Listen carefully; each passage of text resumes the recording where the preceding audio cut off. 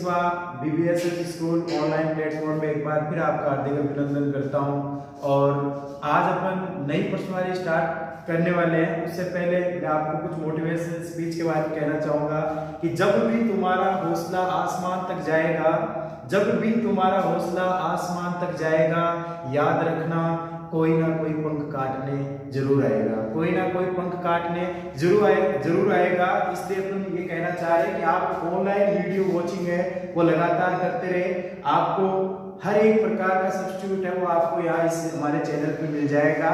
Link आपको YouTube channel बीबीएसएस school दाता के नाम से आपको यूट्यूब चैनल मिलेगा। और आज अपन बात करने जा रहे हैं प्रश्नवाली 6, जिसमें अपन देखेंगे चैप्टर नंबर 6 है एप्लीकेशन ऑफ द डेरिवेशंस, अवकलन के अनुप्रयोग, अवकलन के अनुप्रयोग, अवकलन के अनुप्रयोग, अवकलन के अनुप्रयोग है। इससे पहले आपको बेसिक डिफरेंशियस अपने पास जो फंक्शन है वो आपको आना चाहिए कि डिफरेंशियस फंक्शन अपने पास है क्या होते हैं। तो इसके लिए अपन बात करेंगे यहाँ बेसिक डिफरेंशियस के लिए आपको पता होना चाहिए कि dy by dx इस फंक्शन को आप क्या बोलते हैं। इसका मतलब होता है कि अक्ष के सापेक्ष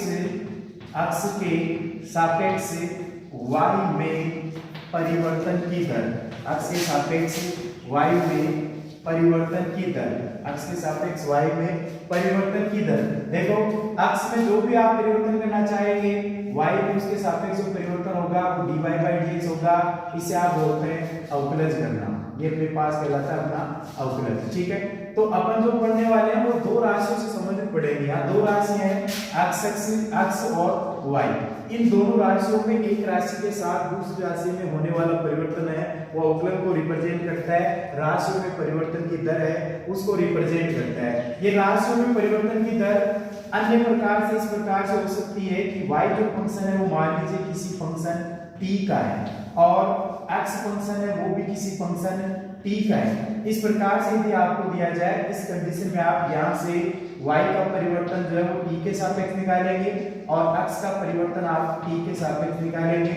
और यहाँ से फिर आप चेन रूल यूज करते हुए चेन रूल्स के अकॉर्डिंग आप क्या कर सकते हैं, यहाँ dy by dx is equal dy by dt and dx by dt find करेंगे। तो इस प्रकार से हम यहाँ देखेंगे। और इसमें आपके पास सबसे पहले देखेंगे कि आपको पता होना चाहिए कि जो भी अपने पास राशियां यूज कर रहे हैं उन राशियों में उनके आपको सरफेस टेंशन, एरिया और वॉल्यूम ये अपने पास आने चाहिए। तो यहाँ सबसे पहले अपन बात करना चाहेंगे कि ऐसे एक दूसरों की बात करना चाहेंगे किस प्रकार से इनका अंतर है वो आपको दिखेगा।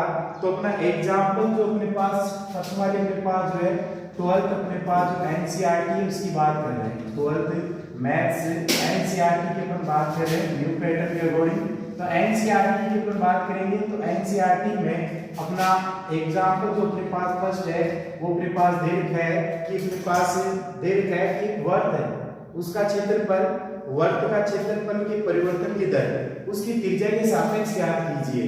यदि अपने पास उसकी त्रिज्या है वो 5 सेमी है तो यहाँ पर देखेंगे कि वर्त का क्षेत्रफल, तो आपको पता होना चाहिए कि स्क्वायर सर्किल अपने पास इसका एरिया क्या होगा। तो वर्त का क्षेत्रफल मान लीजिए अपने पास a है, ठीक है, वो अपने पास कितना होता है, रेडियस यदि r है तो पाई r स्क्वायर है। ठीक है, तो पाई r स्क्वायर अपने पास इसका एरिया है।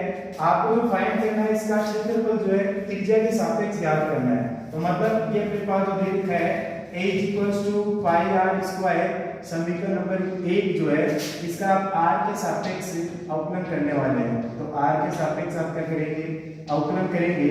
और जैसे आप अवकलन करेंगे तो dA by dr = d by dr और पाई r स्क्वायर, पाई से कांस्टेंट तो पाई 12 जाएगा, d by dr और r स्क्वायर अपने पास का मान हो जाएगा पाई 2r।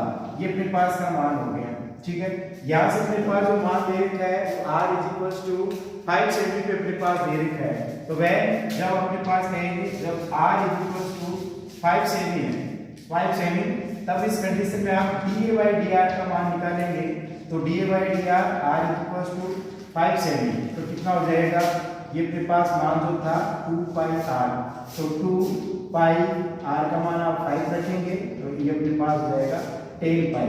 ध्यान रखना है कि 10 पाई में जो लिखा है उसके आगे इसकी विमा मात्रक लिखना जरूरी है, यूनिट लिखना आवश्यक है, अन्यथा हाफ नंबर है वो आपको रिमूव हो जाएगा। तो यहाँ देखो ये मेरे पास एरिया है और एरिया का आप इकाई जानते हैं कि क्षेत्रफल है स्क्वायर में होता है, और नीचे अपने पास ये अपने पास दूरी है त्रिज्या है, तो अपन यहाँ लिखेंगे सेमी स्क्वायर प्रति सेमी, ऐसा आप इसको लिखेंगे। ये अपने पास ये सुटेबल अपने पास का आंसर है 10 पाई सेमी स्क्वायर पर सेमी।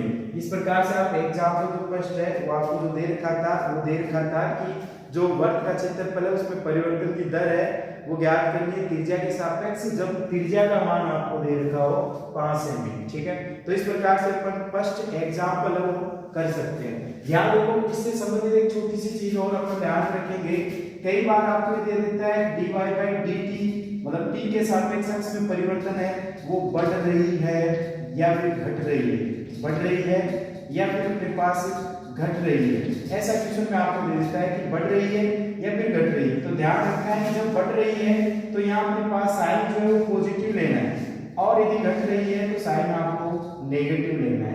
तो बढ़ना मतलब पॉजिटिव इंक्रीज आपको दे रखा हो तो पॉजिटिव लेना है, डिक्रीज दे रखा हो तो आपको नेगेटिव लेना है। तो देखिए अगला जो अपने पास एग्जांपल है सेकंड, वो क्या कह रखा है, एग्जांपल नंबर सेकंड है वो किसी घन से संबंधित दिया गया है। क्या कह रखा है, घन से संबंधित आपको क्वेश्चन दिया गया है कि एक घन का आयतन, घन का आयतन, एग्जांपल नंबर सेकंड कह रखा है कि घन का आयतन वो अपने पास दे रखा है। क्या दे रखा है, घन के आयतन से संबंधित आपको दे रखा है कि घन का आयतन है वो 9 सेमी क्यूब पर सेकंड, 9 सेमी क्यूब पर सेकंड की दर से बढ़ रहा है। तो पॉजिटिव लेना है तो पॉजिटिव लिया है, ठीक है, तो पॉजिटिव हमने लिया है, तो पॉजिटिव 9 सेमी क्यूब पर सेकंड अपने पास है। फिर आपको कह रखा है कि इसकी कोण की लंबाई यदि 10 सेमी है, भुजा या कोण की लंबाई वो 10 सेमी है, तो उस कंडीशन में आपको यह ज्ञात करना है कि इसके पृष्ठ का क्षेत्रफल किस दर से, पृष्ठ का क्षेत्रफल है वो किस दर से घट रहा है या बढ़ रहा है। तो अपने यहाँ देखेंगे तो सबसे पहले हमने मान लिया है कि माना घन की भुजा अपने पास है वो मान लीजिए अक्ष है, घन की भुजा अक्ष सेमी है, तब अपने पास क्या कहेंगे, इस कंडीशन में घन का आयतन, तो घन का आयतन अपने पास जो है वो हो जाएगा, घन का आयतन क्या हो जाएगा, भुजा क्यूब। तो भुजा क्यूब या फिर आप ये कह सकते हैं कि वॉल्यूम को v से रिप्रेजेंट करें तो v equals to x cube. ये सभी का नंबर आपको फर्स्ट दे रखा है। इसके अलावा आप क्या कह सकते हैं, घन का पृष्ठ क्षेत्रफल, तो पृष्ठ क्षेत्रफल की यदि अपन बात करें एस से रिप्रेजेंट करें तो पृष्ठ क्षेत्रफल अपने पास होता है 6 इंटू अपने पास भुजा स्क्वायर, 6 इंटू भुजा स्क्वायर, या फिर कह सकते हैं 6 अक्ष स्क्वायर। ठीक है, तो 6 अक्ष स्क्वायर इक्वेशन नंबर 2 दे दिया। ये तो अपन को दे रखा है कि घन का आयतन है वो 9 सेमी क्यूब पर सेकंड के अपने पास वेग से बढ़ रहा है।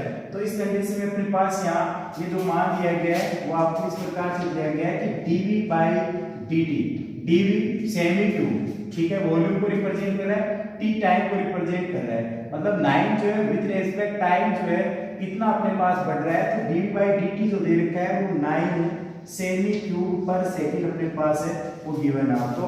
तो यहाँ से अपन देखेंगे इक्वेशन फर्स्ट से, तो हमने समीकरण 1 से अक्ष के सापेक्ष अवकलन हमने किया है। तो अक्ष के सापेक्ष आप अवकलन करेंगे तो यहाँ से क्या आ जाएगा, dv by dx is equals to dv by dx। तो देखो अक्ष के सापेक्ष अपन करेंगे लेकिन अपन को लेके क्या आना है, dv by dt दे रखा है, तो यहाँ बेहतर होगा कि अपन t के सापेक्ष करें। तो t के सापेक्ष यदि आप अवकलन करते हैं तो क्या आ जाएगा, यहाँ से dv by dt आ गया, वहां से d by dt x cube, इसका करेंगे तो क्या आ जाएगा, 3 आ गया, x स्क्वायर हो गया, x का अगेन करेंगे t के सापेक्ष तो dx by dt आ जाएगा।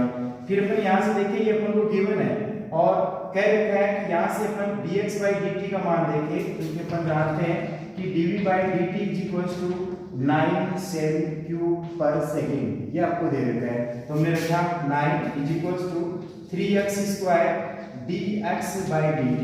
यहाँ से आप इम्प्लाइज कह सकते हैं कि dx by dt is equal to 3 से कैंसिल हो गया, 3 हो गया, तो ये अपने पास हो गया 3 बाई x स्क्वायर। ये हमने इक्वेशन नंबर 3 था, ठीक है। इक्वेशन नंबर हमने 3 कह दिया है। आपको जो मान लेके आना वो ये भुजा के सापेक्ष परिवर्तन है। भुजा के सापेक्ष परिवर्तन की तरह आपको फाइंड नहीं करनी है, आपको जो फाइंड करनी है वो क्षेत्रफल के सापेक्ष करनी है। तो अपन यहाँ क्षेत्रफल के सापेक्ष अपन बात करते हैं, तो क्षेत्रफल के सापेक्ष देखेंगे तो क्षेत्रफल के सापेक्ष क्या आ जाएगा, तो यहाँ से समीकरण 2 से, तो समीकरण 2 का अपन t के सापेक्ष करेंगे, t के सापेक्ष अवकलन करेंगे। तो t के सापेक्ष अवकलन करेंगे तो यहाँ क्या आ जाएगा, ds by dt is equal to 6x square था तो 6 और x स्क्वायर का 2x और x का हो जाएगा dx बाई dt। अब यहाँ से dx बाई dt जो मान है वो समीकरण 3 से रखेंगे, तो समीकरण 3 से dx बाई dt का मान रख देते हैं। तो यहाँ से ds by dt is equal to 12x और 3x स्क्वायर, ये हमने मान रखा। एक x कैंसिल हो जाएगा, 36/x, ये अपने पास ds बाई dt का मान है। तो आपको जो फाइंड करना है वो परिष्ठित क्षेत्रफल जो है उसमें परिवर्तन की दर को फाइंड करना है। तो इसकी दर को अपन फाइंड करेंगे और क्वेश्चन में कह रखा है when x is equal to, जो कोर अपने पास जो दे रखी है वो अपने पास 10 सेमी है। तो हमने कहा जब x इज इक्वल टू 10 सेमी हो तब अपन क्या कहेंगे, तब अपन ये कह सकते हैं कि ds by dt when x is equal to 10 सेमी इज इक्वल कितना हो जाएगा, या मान रखेंगे 36/10 इज इक्वल 3.6, ये अपने पास का मान हो जाएगा। यहाँ मात्रक आपको साथ में लिखना है, s दे रखा है क्षेत्रफल, क्षेत्रफल का सेमी स्क्वायर हो गया, t का टाइम, तो यहाँ पर लिखेंगे सेमी स्क्वायर पर सेकंड, सेमी स्क्वायर पर सेकंड अपने पास यहाँ लिखेंगे। इस प्रकार से आप इस क्वेश्चन को सॉल्व कर सकते हैं। ऐसे क्वेश्चन आपको देखने के लिए मिलेंगे इस प्रश्नावली में। अपन आगे के चैप्टर के बात करें क्वेश्चन नंबर 3 की, तो एग्जांपल नंबर अपना 3 है वो किस प्रकार से है, तो एग्जांपल नंबर 3 की बात करते हैं। और एग्जांपल नंबर 3 है ओबीसी टाइप का है, और देखें तो एग्जांपल नंबर 3 आपके सामने है कि एग्जांपल 3 दे रखा है कि एक स्थिर झील है, उसमें पत्थर डाला गया है, स्थिर झील है उसमें पत्थर डाला गया है और तरंग वर्तों में 4 सेमी पर सेकंड की गति से चलती है।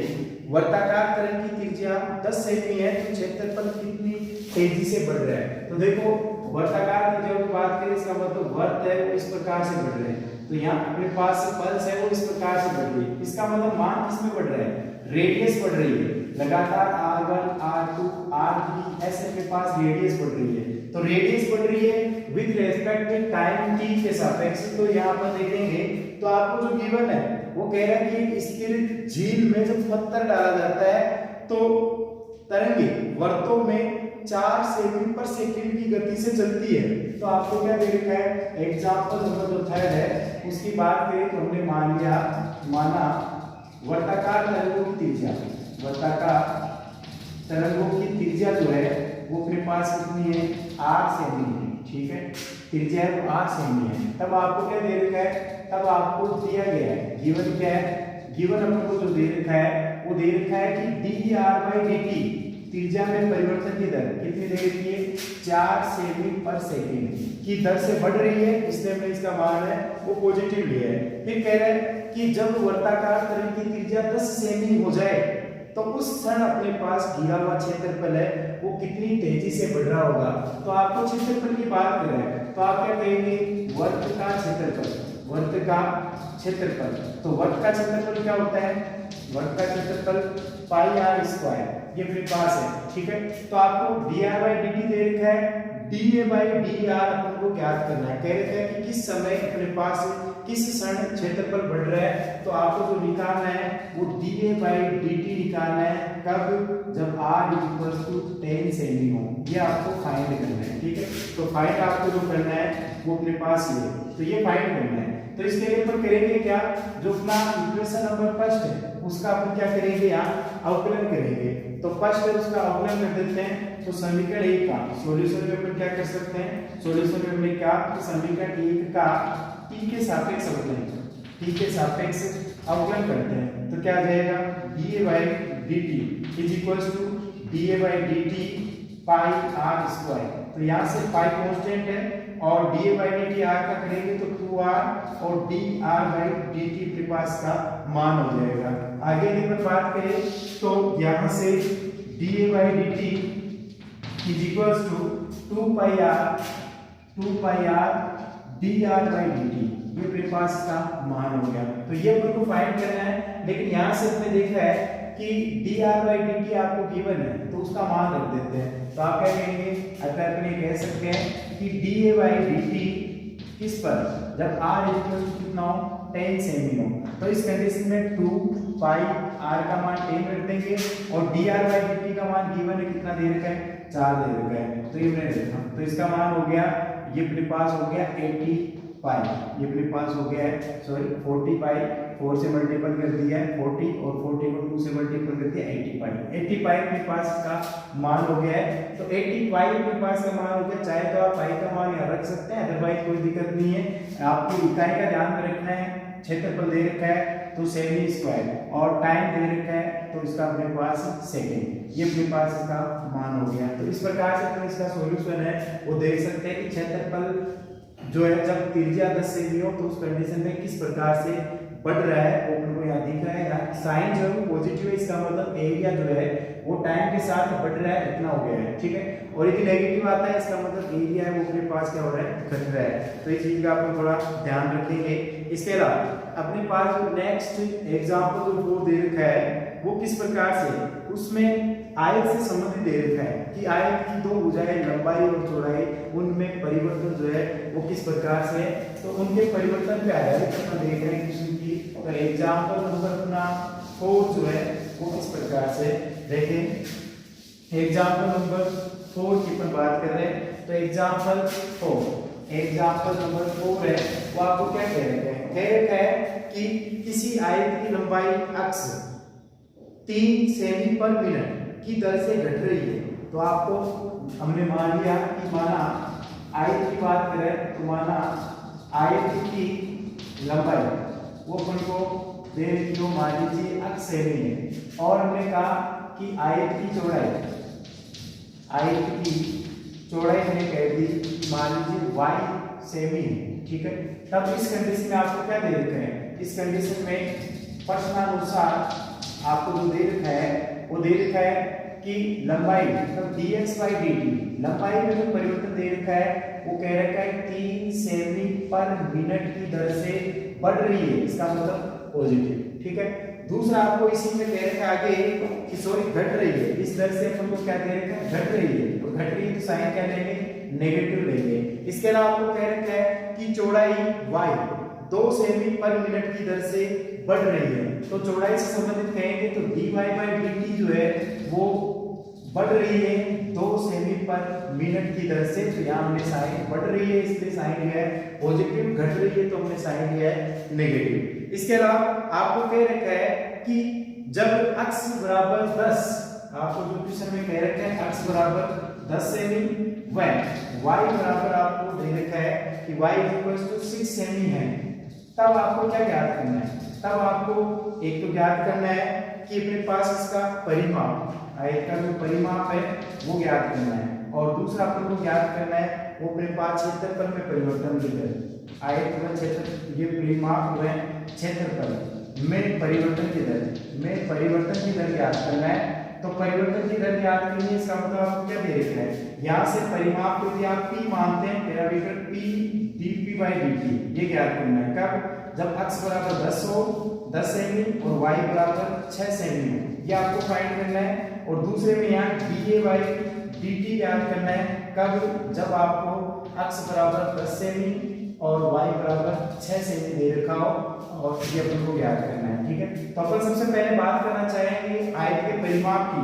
तो आप जानते हैं कि आयत का परिमाप क्या होता है, आयत का परिमाप p से रिप्रेजेंट कर रहा हूं तो क्या होता है 2 गुना लंबाई प्लस चौड़ाई, ठीक है। इसका अपन t के सापेक्ष अवकलन कर देते हैं, तो t के सापेक्ष अवकलन जब करेंगे तो dt by dt is equal to constant है, अंदर x का करेंगे तो dx बाई dt आएगा, प्लस y का करेंगे तो dy बाई dt आएगा। मान रख देते हैं, तो मान रखेंगे तो क्या करेगा dx बाई dt, तो 2 मल्टीपल dx बाई dt, तो dx बाई dt का मान है माइनस का 3 प्लस dy बाई dt का मान आपको दे रखा है प्लस के 2, तो कितना हो जाएगा यहाँ से माइनस का 2 आने का मतलब परिमाप समय के साथ घट रहा है, और परिमाप है तो परिमाप अपने पास सेमी में तो सेमी में है, और नीचे टाइम है तो टाइम अपने पास मिनट में दे रखा था तो मिनट, ये अपने पास का मान आ गया। इसका मतलब अपन क्या कह सकते हैं, इसका मतलब अपन ये कह सकते हैं कि परिमाप जो है वो कितने से 2 सेमी पर मिनट की दर से घट रहा है, से अपने पास क्या कर रहा है घट रहा है, ठीक है। अब बात करते हैं अपन बी क्षेत्रफल की, तो क्षेत्रफल की बात करेंगे तो क्षेत्रफल आएगा क्या होता है, मान लीजिए a इक्वल्स टू मान लें तो a इक्वल्स टू एरिया हो गया लंबाई इंटू चौड़ाई x गुना y। इसका t के सापेक्ष आप अवकलन करेंगे, t के सापेक्ष अवकलन करना आप जानते हैं, दोनों ही फंक्शन है वो t पे डिपेंडेंट है, इसका मतलब फर्स्ट एंड सेकंड मेथड से आप करेंगे तो dA by dt is equals to क्या हो जाएगा, फर्स्ट ऐसे कैसा, सेकंड का करेंगे dy by dt plus second ऐसे कैसा, फर्स्ट का करेंगे dx बाई dt। अब देखो ये जो मान है वो तो आपको दिए गए, x y नहीं दिए गए, तो आपको यहाँ से दे रखा है कि dA बाई dt का मान जब x बराबर 10 सेमी हो और y बराबर 6 सेमी हो, तो इस कंडीशन में x का मान 10 रख दिया, dy बाई dt का मान आपको दे रखा था प्लस के 2 सेमी पर मिनट से बढ़ रहा था, प्लस y का मान 6 है, और dx बाई dt का मान घट रहा था, उसका मान था 3, तो ये हो गया 20 माइनस हो गया 80 बराबर हो गया 2 सेमी पर मिनट, सॉरी ये क्षेत्रफल है तो सेमी स्क्वायर से 2 सेमी स्क्वायर पर मिनट, तो यहाँ से अपन क्या कह सकते हैं कि क्षेत्रफल जो है क्षेत्रफल 2 सेमी स्क्वायर पर मिनट की दर से घट रहा है, तो ये अपने पास घट रहा है, ऐसे अपन इसका सॉल्यूशन कर सकते हैं, ठीक है। ये अपने पास का मान हो गया, तो यहाँ से अपने पास का मान जो है वो अपने पास आ गया, याद रखना माइनस पॉजिटिव है तो यहाँ अपने पास ये बढ़ेगा, ठीक है। तो ये अपने पास एरिया जो अपने पास है वो पॉजिटिव आ रहा है, और यहाँ अपने पास जो परिमाप जो है वो अपने पास नेगेटिव आ रहा है, तो ये अपने पास घट रहा है और ये अपने पास बढ़ रहा है, ठीक है। तो आपको साइन जो लास्ट में पॉजिटिव प्राप्त हो रहा है तो बढ़ रहा है, और नेगेटिव प्राप्त हो रहा है तो घट रहा है, ठीक है। तो ये अपन ध्यान में रखेंगे। एग्जाम्पल नंबर 5 की बात करें, एग्जाम्पल नंबर 5 आपको क्या दे रखा है, तो थोड़ा सा अलग टाइप से, ये जो एग्जाम्पल्स टाइप जो है ये आपको क्लियर है, तो यहाँ से आप वाले के सभी क्वेश्चन है वो कर सकते हैं।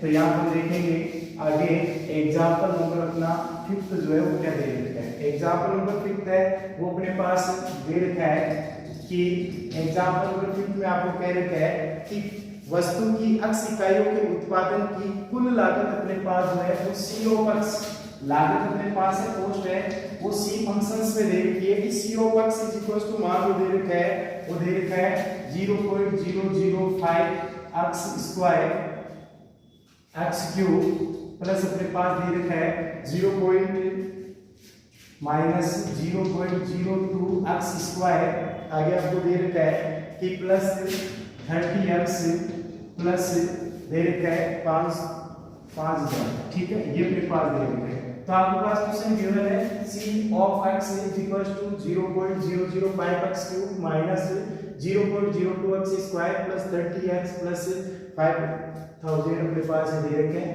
ठीक है। तो ये अपने पास दे रखे हैं, तो यहाँ से इसको आपको ज्ञात करना है कि यहाँ सीमांत लागत ज्ञात करनी है, यहाँ आपको जो है इनकी अपने पास मार्जिनल कॉस्ट ज्ञात करनी है, मार्जिनल कॉस्ट ज्ञात करनी है, सीमांत लागत ज्ञात करनी है। देखो सीमांत लागत कब ज्ञात करनी है, सीमांत लागत मतलब मार्जिनल कॉस्ट ज्ञात करनी है आपको, तो मार्जिनल कॉस्ट जो ज्ञात की जाती है वो dc बाई d अपने पास x में फंक्शन है तो x से ज्ञात की जाती है, तो ये इस प्रकार से तुमको फाइंड की जाती है।